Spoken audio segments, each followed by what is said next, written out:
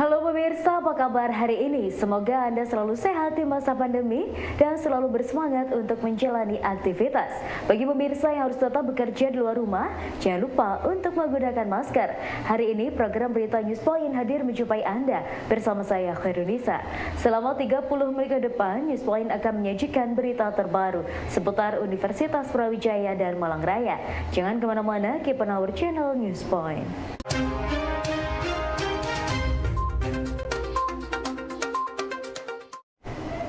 Sebagai upaya membangun sinergi TNI Polri dan masyarakat untuk menjaga stabilitas Malang Raya, Korem 083 Baladika Jaya menggelar apel gabungan TNI Polri bersama Aremania di lapangan Brawijaya Rampal, Kota Malang. Acara ini menjadi rangkaian peringatan HUT RI ke-77 sekaligus pembuka festival Salam Satu Jiwa Indonesia. Apel sinergitas TNI Polri bersama Aremania dihadiri sejumlah 2.000 lebih peserta termasuk para pelajar. Dalam sambutannya, Danrem 083 Baladika Jaya Kolonel Infantri Yudi Prastyo selaku pimpinan apel menyampaikan bahwa dibutuhkan sinergi dari berbagai pihak dalam menjaga stabilitas keamanan untuk menjaga dinamika masyarakat dan meningkatkan pembangunan di Malang Raya. Dalam kegiatan apel pasukan TNI Polri bersama Aremania tentunya dalam rangka menjaga stabilitas Malang Raya. Bapak Ibu sekalian, tentunya kita ketahui bersama bahwa Kota Malang, Kabupaten Malang dan Batu ini, Malang Raya ini Indonesia kecil yang dinamikanya begitu tinggi, dinamis begitu tinggi. Dibutuhkan kebersamaan untuk menjaga agar stabilitas berjalan aman dan lancar. Kunci kelanjutan pembangunan adalah stabilitas keamanan. Kalau wilayah tidak aman, tidak tertib, banyak permasalahan, banyak kejadian yang merusak wilayah, tentunya stabilitas pembangunan tidak berjalan dengan bagus. Makanya sinergitas keamanan dibutuhkan oleh kita bersama TNI Polri, Pemda, serta rekan-rekan Aremania, seluruh warga Malang Raya. Bapak Ibu sekalian, untuk menjaga Malang yang demikian indah yang saya sampaikan tadi, perlu kita koordinasi, kita berkomunikasi agar kita selalu kompak, agar kita selalu bersatu bersama dalam menghadapi segala permasalahan. Ada beberapa kejadian yang menonjol di sekitar wilayah kita dan di wilayah kita sendiri yang mungkin karena kebersamaan dan kekompakan kita bisa atasi segalanya. Kita bisa selesaikan semua. Peran serta rekan-rekan Aremania ini memang sungguh luar biasa karena Liga 1 sudah dibuka, pertandingan sering datang silih berganti, mulai dari Piala Presiden, kemudian Liga 1 yang sudah berjalan ini dapat kita jaga aman, dapat jaga kita stabilitas wilayah, tidak ada hal yang tidak kita inginkan. Saya berharap juga untuk kelanjutan dalam kegiatan-kegiatan semua hal antara kita semua ini bisa bersatu padu dan menjaga kondisivitas Malang Raya khususnya. Hadir dalam kegiatan ini Wali Kota Malang, Bupati Malang, Kapolresta Malang Kota, Kapolres Batu, Kajari Kota Malang, dan Forkopimda Malang Raya. Dr. Agus Tarno, Wadik 3 Fakultas Pertanian Universitas Brawijaya menjelaskan tentang cara menulis manuskrip penulisan karya ilmiah yang efektif. Menurutnya, bagian terpenting dalam penulisan adalah metodologi dan hasil penelitian. Hal ini disampaikan beliau ketika menghadiri kegiatan pendidikan dan pelatihan penulisan jurnal bidang kewirausahaan yang diselenggarakan oleh mahasiswa wirausaha. Ini menjadi hal yang penting yang juga harus kita pahami. Jadi kalau kita lihat ibaratnya seperti jam pasir gitu ya, jam pasir. Jadi awalnya luas, kemudian menyempit, kemudian turun meluas lagi. Nah ini strukturnya, jadi ada title, abstrak, dan keyword. Ada judul, ada abstrak, juga ada kata kunci. Ini kuncinya make them easy for indexing and searching. Nah untuk itu buatlah bahwa kata-kata yang disusun di dalam menyusun judul, kemudian abstrak maupun kata kunci itu mudah untuk diindeksasi dan mudah untuk dicari. Nah untuk itu yang kita pilih adalah kata-kata ataupun kalimat yang informatif, kemudian atraktif dan juga efektif.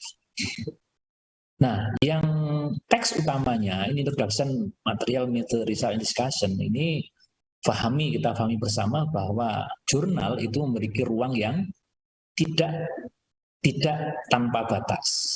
Artinya sangat-sangat terbatas, sehingga kita harus bisa membuat tulisan kita menjadi lebih konsis, ya, menjadi lebih mampat, lebih padat, gitu, sehingga bisa memenuhi persyaratan yang diminta oleh jurnal. Nah, untuk membuat konsis itu sebenarnya tidak mudah sebenarnya, tapi lebih susah daripada yang kita bayangkan.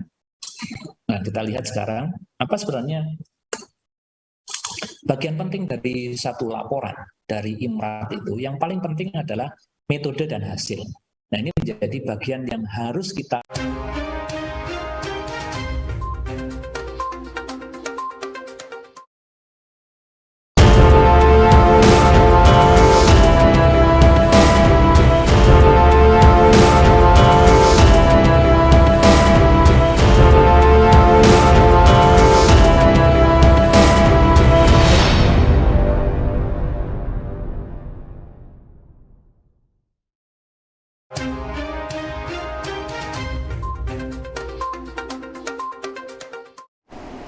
Persiapan acara pameran Jelang Julang 2022 telah disiapkan sejak bulan Juni 2022 bersama teman-teman penyandang disabilitas yang diajak menghasilkan karya atau produk. Ketua Pameran Jelang Jujang 2022, Fikrah Rianda Saputra menyampaikan bahwa salah satu kegiatan yang rutin diselenggarakan adalah pelatihan untuk teman-teman penyandang disabilitas Malang Raya yang dilakukan setiap hari Sabtu. Masih berupa kain, jadi silahkan dibeli dalam bentuk kain, dicairkan sendiri monggo.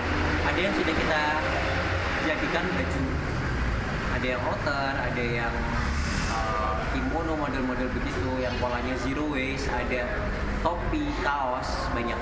Home decor juga ada. Sudah, jadi kita mulai dari bulan Juni. Jadi setiap hari Sabtu kita bikin kelas produksi begitu. Kalau memang tidak ada halangan, biasanya hari Jumat atau hari Kamis, hari Selasanya gitu kita janjian lagi, jadi di luar hari Sabtu, tapi yang rutin setiap hari Sabtu.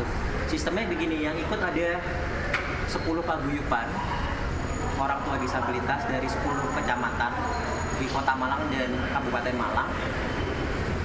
Kita bagi dua kelompok besar, utara dan selatan. Yang utara kita ambil posisinya di Singosari, yang selatan kita ambil posisinya di Kedung Kandang. Nah, jadi yang dekat-dekat Kedung Kandang, misalnya daerah Sukun, daerah Kedung Kandang sendiri, terus daerah Bulu Lawang, itu ke sana, Tajinan, ke sana.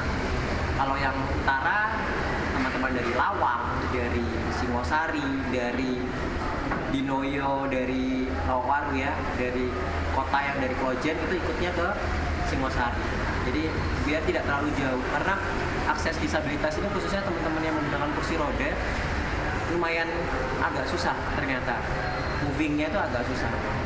Jadi luar biasa banget apresiasi buat teman-teman disabilitas yang menggunakan kursi roda. Tidak semua angkutan online itu mau menerima teman-teman disabilitas itu. Jadi mereka harus charter mobil sendiri biasanya. Ini duitnya lumayan. Jadi setiap Sabtu mereka ngeluangin duit untuk charter mobil, entah itu angkot atau mobil pribadi charteran, bisa datang ke lokasi. Itu luar biasa sih, karena nggak semuanya punya pendamping.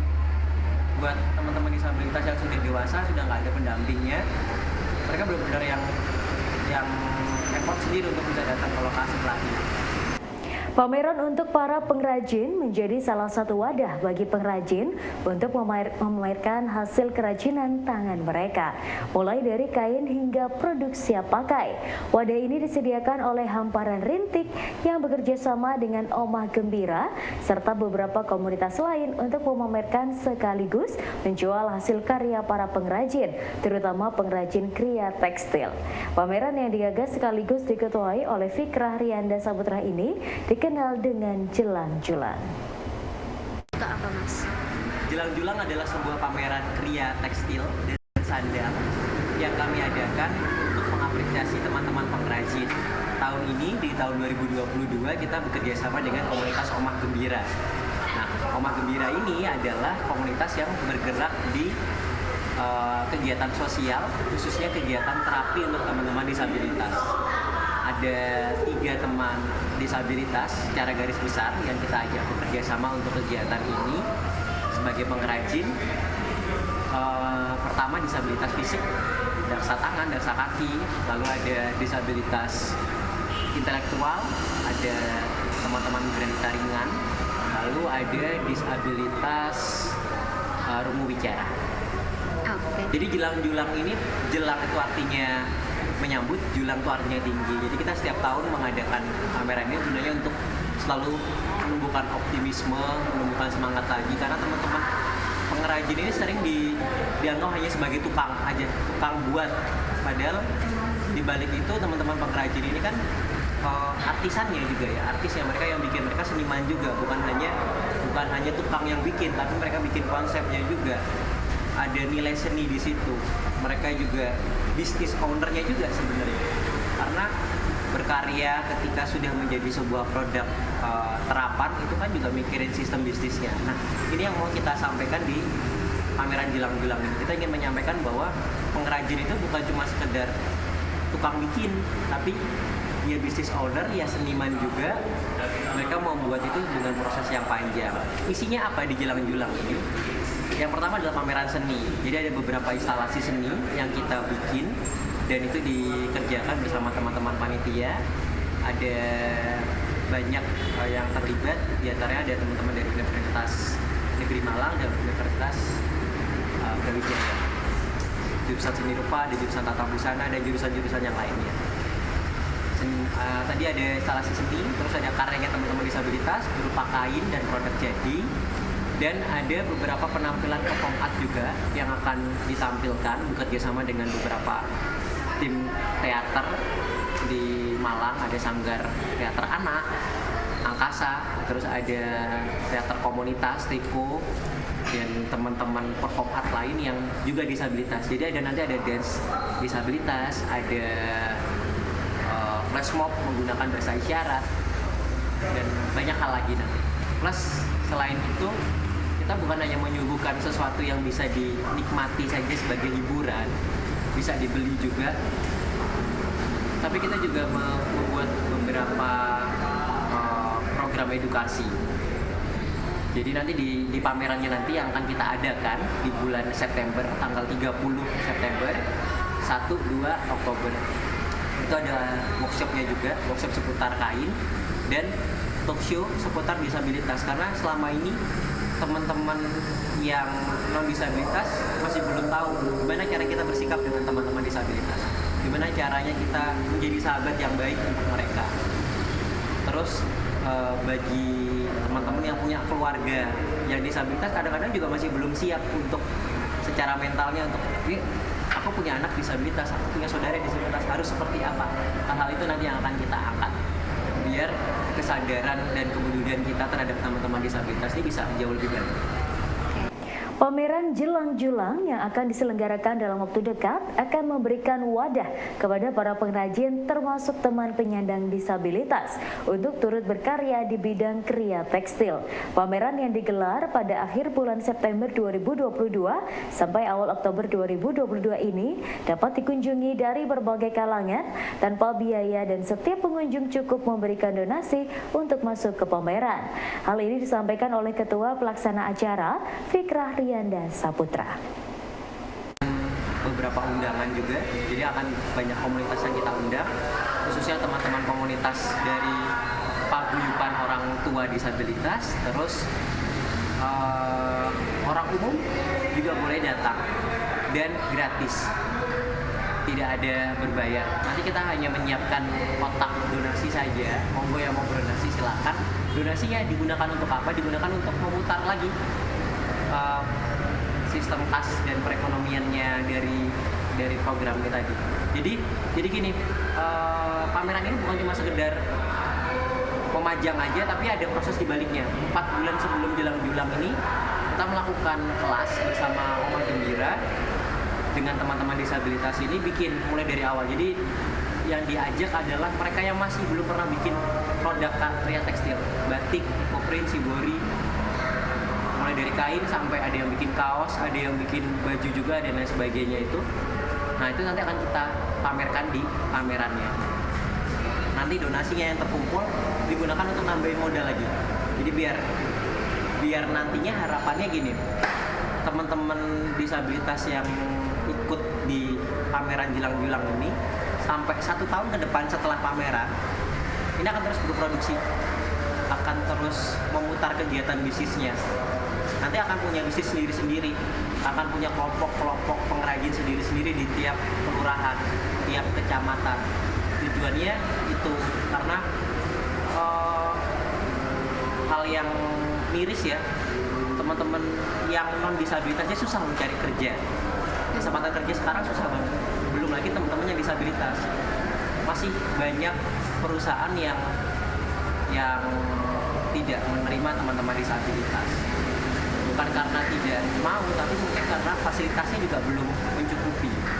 Terus banyak fasilitas umum yang belum bisa menjangkau teman-teman disabilitas. Nah, pameran ini nanti tujuannya bukan hanya sekedar memajang karya, tapi untuk mengedukasi masyarakat, plus menunjukkan bahwa disabilitasnya bisa berkarya dalam jangka panjang dan karyanya bisa dijadikan penghasilan utama. Biar mereka nggak harus bekerja ikut orang, buka usaha sendiri.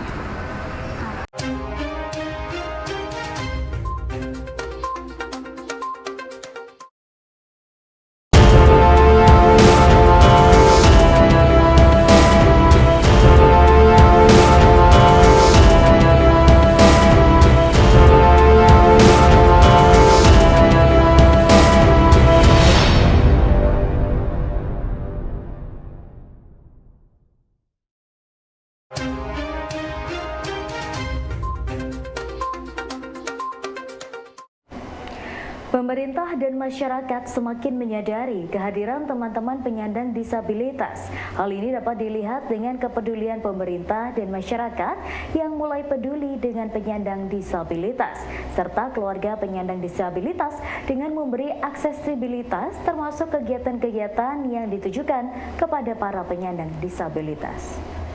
Ya menurut saya karena aplikasi yang saya ilmu yang saya dapatkan di psikologi itu kayak bisa teraplikasikan gitu, apalagi berhubungan dengan disabilitas, karena kan saya juga disabilitas netral vision, jadi kayak saya merasa bermanfaat gitu, bisa sharing-sharing, berbagi pengalaman, berbagi ilmu ke masyarakat langsung gitu. Senang banget. Sebagai mahasiswa itu biasanya ada aksesibilitas atau akomodasi yang belum bisa saya akses gitu. Nah itu kalau misalnya solusi kalau dari saya butuh komunikasi. Kadang menemukan beberapa orang yang mungkin belum paham ya mengenai disabilitas atau mungkin lupa dan sebagainya, itu perlu kalau dari saya pribadi ya, mengungkapkan apa yang saya butuhkan, apa yang saya bisa mengakomodir kebutuhan saya gitu. Itu saya bicarakan, saya komunikasikan ke pihak yang terkait. Terus kalau misalnya hambatan itu datang dari saya pribadi, saya biasanya mencoba untuk cari tahu, belajar, tanya-tanya ke teman yang punya hambatan serupa gitu. Ini gimana cara menanggulanginya gitu. Jadi biasanya dari cara-cara kayak gitu bisa teratasi gitu. Buat tempat kayak gitu pendukung ya, misalnya kayak di perpus, nah itu ada guiding block misalnya di trotoar. Mungkin ada beberapa yang kerusakan dan sebagainya, atau mungkin ada tempat-tempat kalau misalnya di konteksnya di UB ini yang biasanya ditemuin aksesibilitasnya ada, cuma beberapa hal kok gak mengakomodir. Misalnya ada rem, cuma remnya terlalu tanjak buat mahasiswa yang kursi roda. Nah itu kan aksesibilitas yang sebenarnya dibutuhkan tapi nggak mengakomodir karena khawatir kan bisa jatuh karena ketinggian gitu dan sebagainya. Ada lift mungkin lift yang dia ada braille-nya cuman nggak ada pengingat suaranya. Maksudnya braille itu kan bisa mengaksesibilitas kebutuhan saya gitu untuk masuk ke lift. Cuman saya nggak tahu nih lift di lantai keberapa dan sebagainya. Kayak gitu sih biasanya yang saya temui. Menjadi orang tua untuk anak berkebutuhan khusus atau ABK tentu memiliki tantangan yang sangat besar. Hal ini yang melandasi jurusan Psikologi Fakultas Ilmu Sosial dan Ilmu Politik Universitas Brawijaya dalam pengabdian kepada masyarakat untuk melakukan sosialisasi literasi kepada orang tua. Pada sosialisasi ini, Unita Werti Rahajeng berbagi materi kepada orang tua untuk mengoptimalkan pengasuhan kepada ABK. Ini saya akan sharing kepada warga di Kelurahan Lowokwaru terkait dengan optimalisasi pengasuhan untuk keluarga penyandang disabilitas dan juga kepada kader-kader PKK utamanya dan masyarakat awam untuk kemudian memiliki literasi yang lebih baik dalam berpartisipasi dalam pengasuhan anak-anak dengan disabilitas.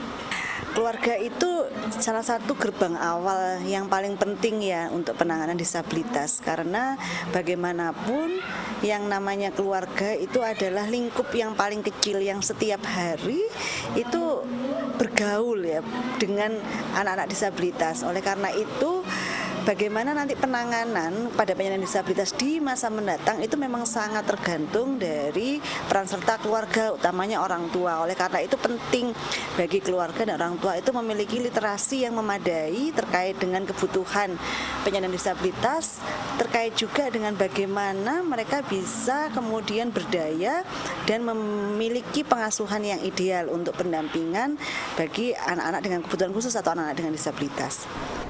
Setiap anak memiliki keunikan tersendiri yang membanggakan, termasuk anak berkebutuhan khusus.